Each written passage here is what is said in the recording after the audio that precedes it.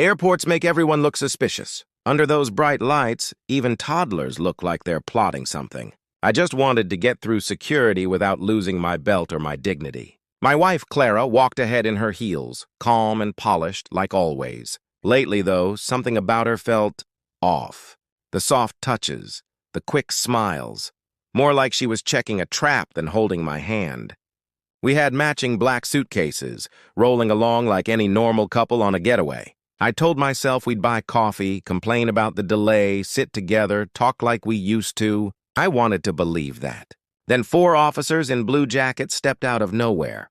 "Sir, ma'am, come with us," the leader said. He had the calm voice of a man who's done this 100 times. No choice, no fight. We followed. They led us down a plain corridor into a windowless room. White walls, buzzing lights, a metal table, 4 plastic chairs. It felt like a place where hope goes quiet. The sergeant set a black suitcase on the table.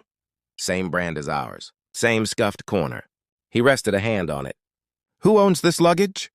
I opened my mouth to say ours, like any normal husband. Clara spoke first. "It's his," she said, 2 flat words with a small, sharp smile. The officers looked at each other like they'd seen this play before. The sergeant unzipped the bag. Everyone leaned in. Inside were folders, stacks of them, paper, drives, photos, printouts. Not drugs, not cash, documents. The officers went pale anyway. "Documents," the sergeant said slowly, like the word had teeth. "Yes," I said. "Evidence." Clara's smile flickered. The sergeant slid a sealed envelope toward him. I had brought it. He opened it and started reading. Bank transfers, time-stamped photos, text logs, email prints, a map of meetings. My hands were steady. I'd spent weeks gathering all of it. Across the table, Clara's fingers whitened on the chair. The sergeant kept reading, his eyebrows climbing. One of the younger officers whispered, "This looks airtight."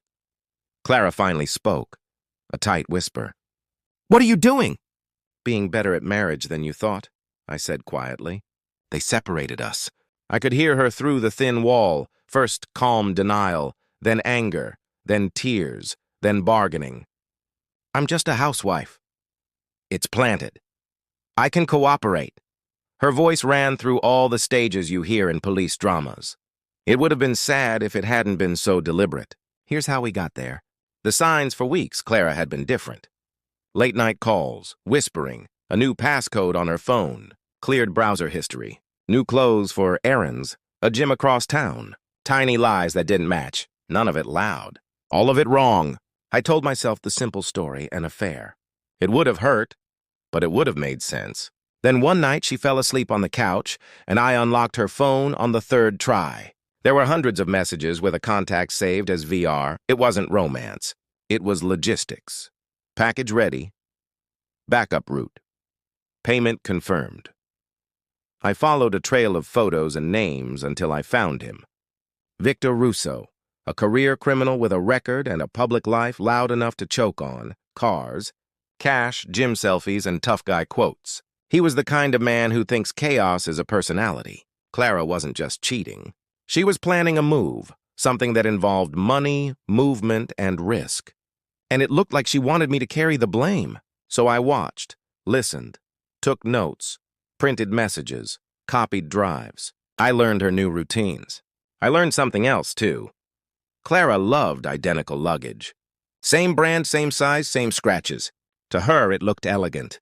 To me, it looked like an opportunity. The switch, we were leaving for a trip. 2 black bags stood ready by the closet. One would be mine with clothes, toiletries, a book I'd never finished. The other, I suspected, was meant to be mine, but wasn't. Stuffed with the kind of things that make security rooms go quiet.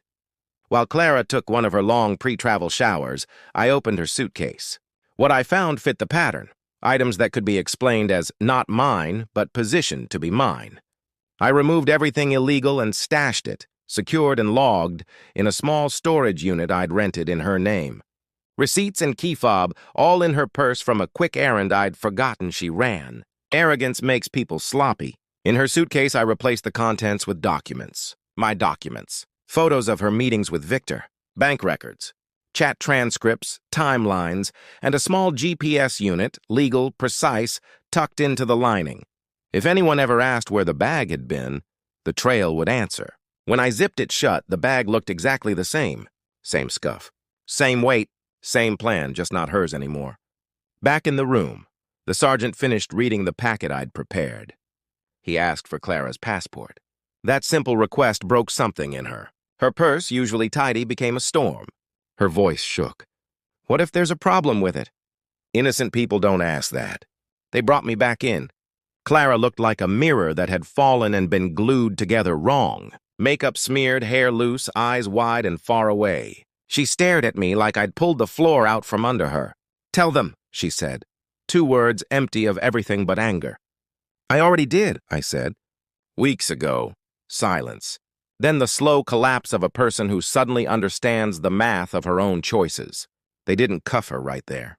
There's protocol, but everyone knew where this was going. The officers led her out like a very important person headed somewhere she didn't want to be. As she passed, she glanced back with a look sharp enough to cut steel. It didn't land. The sergeant shook my hand. Hell of a thing, he said. Details matter, I said, and meant it. Why I did it. People ask why I didn't just leave. Why not call a lawyer, file papers, walk away? Because by the time I knew what she was doing, she'd already moved the pieces. The wrong bag at the right checkpoint. The story lined up. The texts framed. The timing perfect. If I walked blind into that trip, my life could have ended in that room. So I built a new path with the only tools I had: time, caution, proof. I wasn't looking for revenge. I was looking for daylight. The ride home. I left the airport alone. The air outside felt clean in a way I hadn't noticed for months. I took a cab. The driver didn't talk. I watched the terminal shrink in the mirror and tried to understand how my wife, the woman I'd cooked for, laughed with, paid bills beside, had chosen a future where I was a problem to be removed instead of a person to be loved. She thought she could pack my life into a bag and hand it to a stranger. She didn't count on me seeing her. She didn't count on me learning faster than she lied. Back home, I changed the locks, called my sister, and slept. Deep, dreamless, honest sleep. In the morning, I made coffee and sat at the kitchen table. The silence didn't feel empty anymore. It felt earned. What came after? The case moved the way cases do. Slow, steady, boring on the surface, and busy underneath. I answered questions. I shared everything I had, exactly as I'd organized it. Her attorney reached out through mine. I stayed quiet. There's a freedom in telling the truth once and letting it stand. People who knew us were shocked. Some tried to explain her. Stress, money, fear. Maybe all of that was true. It didn't change what she chose. Love doesn't whisper at 2 a.m. with a man planning drop-offs. Love doesn't clear its browser and call it privacy. Love doesn't point at a suitcase and say, it's his, with a smile. I won't pretend I didn't replay it in my head, the walk, the room, the zipper sound. But every replay ended the same way. Her plan folding in on itself because she underestimated the person sitting across from her. What I learned: pay attention. The little things, new passwords, wiped histories, stories that don't line up, matter. They are small, but they stack. Move carefully. Drama is loud and satisfying for a minute. Evidence is quiet and useful forever. Don't carry what isn't yours. Not bags, not blame, not someone's secret life. Leave clean. Say what's true, give what's needed, and step away. I'm not a hero. I'm a man who refused to be the fall guy in someone else's story. I wanted a marriage. She wanted an exit strategy. She built a trap. I turned it into a mirror. The last image. Sometimes I still see that room, the hard lights, the metal table, the scuffed black suitcase. I hear the zipper.